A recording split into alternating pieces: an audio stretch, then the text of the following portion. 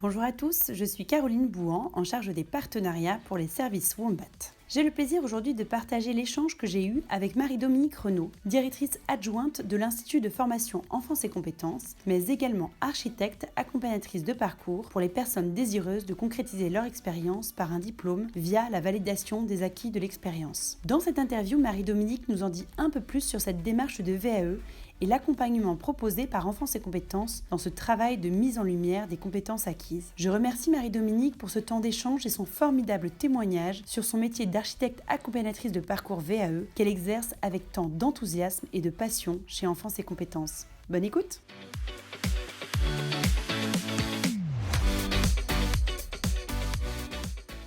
Merci Caroline de me permettre de parler de la VAE, qui est un sujet qui me tient à cœur et mon activité principale chez Enfance et Compétences. Alors justement, je vais te demander si tu veux bien de te présenter, de me parler de ton parcours et ta fonction chez Enfance et Compétences. Alors, je suis infirmière puéricultrice de formation. J'ai été directrice de crèche pendant plusieurs années, crèche familiale, crèche collective. Et à cette époque-là, j'ai commencé à m'intéresser à la VAE, qui est un process que je trouvais vraiment intéressant. Et je me suis formée, j'ai suivi une formation et j'ai obtenu un certificat professionnel d'accompagnatrice VAE qui m'a permis d'avoir des outils et de pouvoir accompagner de façon professionnelle les personnes. Je fais maintenant depuis une dizaine d'années de l'accompagnement VAE et chez Enfance et Compétences, en fait, je suis directrice adjointe en charge de l'accompagnement VAE et de la formation continue. Mais alors la VAE, est-ce que tu peux nous préciser ce que c'est exactement ? Alors la VAE signifie validation des acquis de l'expérience.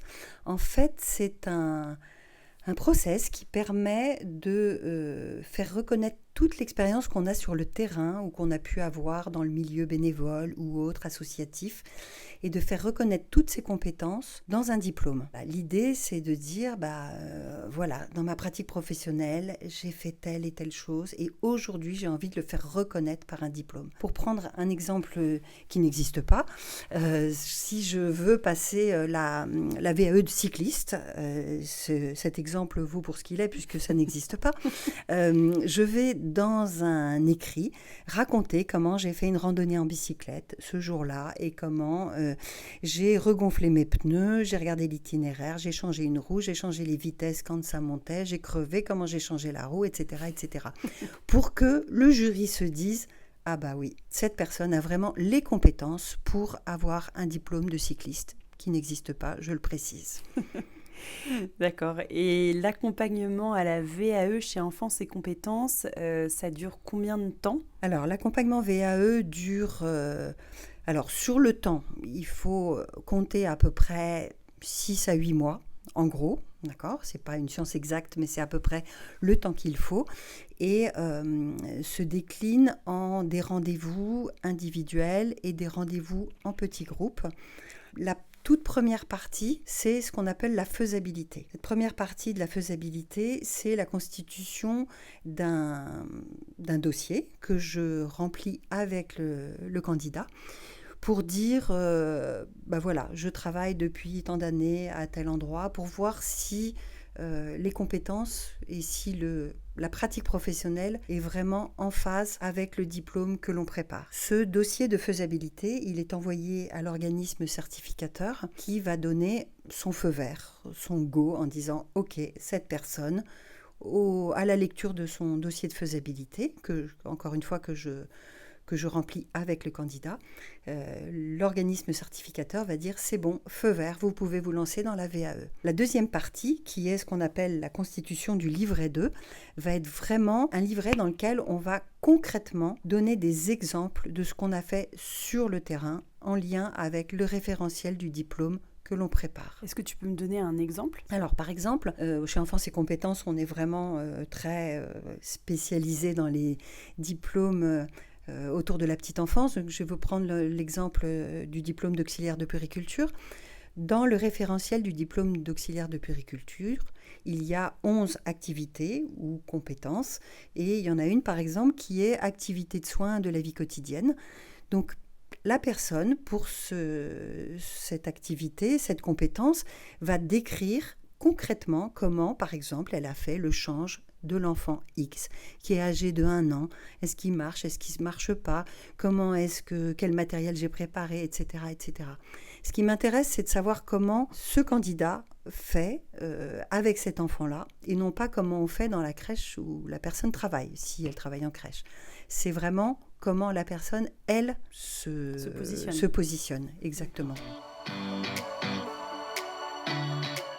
Et ces temps d'accompagnement, tu les fais en individuel, en groupe? Alors, je partage le temps entre de l'individuel pur, au travers de ce qu'on appelle des entretiens d'explicitation, qui sont des entretiens où je vais obliger, entre guillemets, le candidat à décortiquer la façon dont il travaille.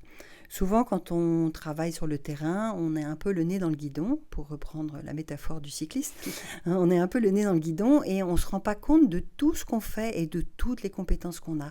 Et moi, en tant qu'accompagnatrice VAE, par ces entretiens d'explicitation, je vais obliger les personnes à donner des détails en disant « mais pourquoi vous faites ci et pourquoi vous faites ça et comment vous vous y prenez, etc. etc. » Ce qui va obliger, entre guillemets, la personne à donner des détails. Donc ça, c'est pour les entretiens individuels. Et j'alterne ça avec des entretiens semi-collectifs où il y a des petits groupes, j'en avais encore un aujourd'hui, donc c'est tout à fait d'actualité, des petits groupes de 5-6 personnes qui préparent toutes le même diplôme et je suis disponible pour chacune d'elles.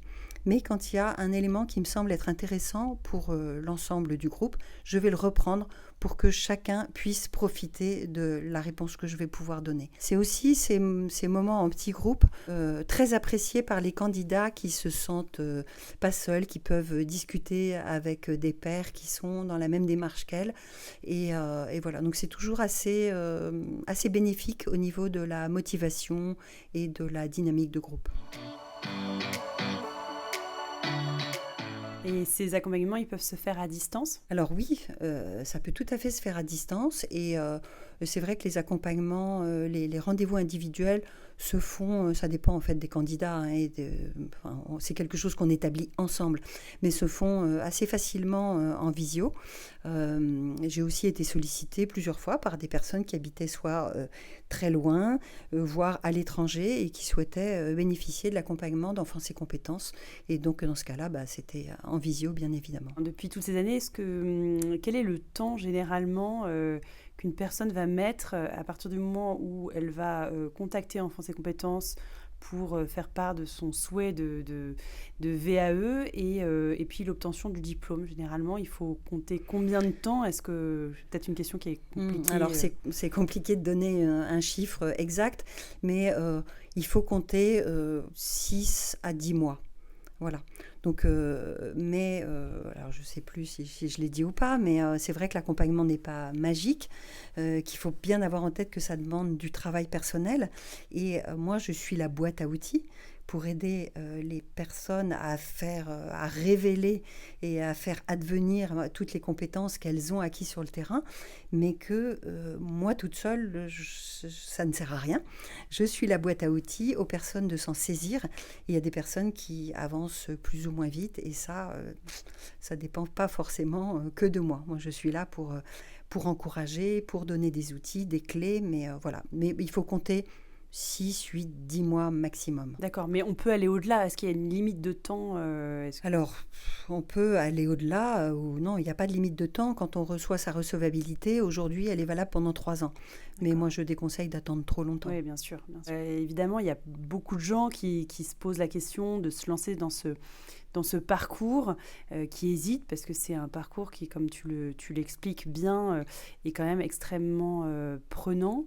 On ne fait pas ça comme ça du jour au lendemain. C'est un projet qui se réfléchit, qui se mûrit. Qu'est-ce que tu as envie de dire aux personnes qui hésitent à se lancer? Alors, les conseils que je pourrais donner, le premier, c'est vraiment de s'interroger sur quelle est mon identité professionnelle. La question, c'est pas qu'est-ce que j'ai envie de devenir. Tiens, j'ai hyper envie de devenir auxiliaire de puériculture. Non, c'est aujourd'hui, sur le terrain, est-ce que j'ai l'identité professionnelle de l'auxiliaire de puériculture. Tout l'enjeu est là, puisque devant le jury, il va falloir que le jury se dise « Ah oui, en face de nous, on a vraiment une auxiliaire de puériculture ». Donc ça, c'est vraiment quelque chose de très important, de se poser les bonnes questions. Et quelquefois, il vaut mieux attendre un petit peu plus, d'avoir un peu plus d'expérience. Voilà, la première chose. Le deuxième conseil que je peux donner, qui est en lien en fait avec le premier, c'est de lire le référentiel de compétences du diplôme qu'on a envie de valider, qu'on envisage de valider. En se disant, ben voilà, je lis toutes les compétences qui sont attendues pour tel ou tel diplôme. Est-ce que je les ai ? Alors, on ne coche pas forcément toutes les cases, mais est-ce que j'ai la majorité des compétences ? Est-ce que je les ai déjà acquises ? Ça, c'est un travail intéressant à faire avant même de se lancer dans la VAE.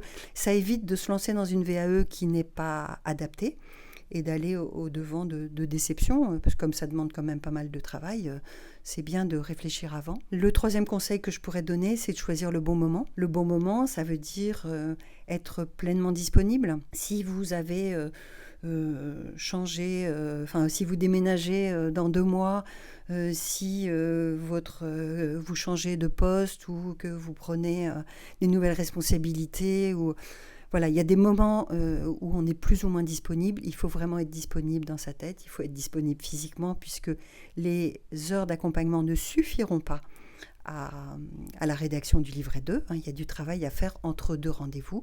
Donc ça, il ne faut pas le sous-estimer et il faut vraiment être pleinement disponible. Notre échange touche à sa fin. Est-ce que tu as envie d'ajouter un petit mot ? Alors, j'aurais 1000 exemples de belles histoires à vous raconter, de personnes que j'ai vues évoluer, des personnes qui se sont rendues compte de leurs valeurs, qui se sont dit « Ah oui, tout ça, je le fais ». Parce que cet accompagnement VAE, qui peut parfois être juste se conclure par une validation partielle, les personnes me disent toujours « Ok, j'ai eu une validation partielle, mais en fait, j'ai beaucoup évolué. J'ai beaucoup appris sur ma pratique professionnelle. Ça m'a permis de creuser, ça m'a permis de creuser, d'en savoir plus, etc., etc. » Et cette validation partielle n'est pas une fin en soi, puisque après, on peut se représenter à la VAE pour finir de valider les domaines de compétences qu'on n'a pas validés. Donc voilà, 1000 belles histoires de gens qui se sont révélés à eux-mêmes, de personnes qui ont évolué, qui ont eu des carrières professionnelles, je peux vraiment parler de carrières qui sont des beaux exemples, des beaux témoignages. Et oui, voilà, je ne peux pas tout vous raconter comme ça, mais des belles histoires. D'accord. Et ton petit mot de la fin ? Le petit mot de la fin, je reprendrai une citation de Nelson Mandela. Ça semble toujours impossible jusqu'à ce qu'on le fasse. Merci Marie-Dominique, merci beaucoup pour cet éclairage vraiment intéressant et riche et voilà, qui donnera certainement envie à des personnes qui sont encore hésitantes de se lancer. Merci.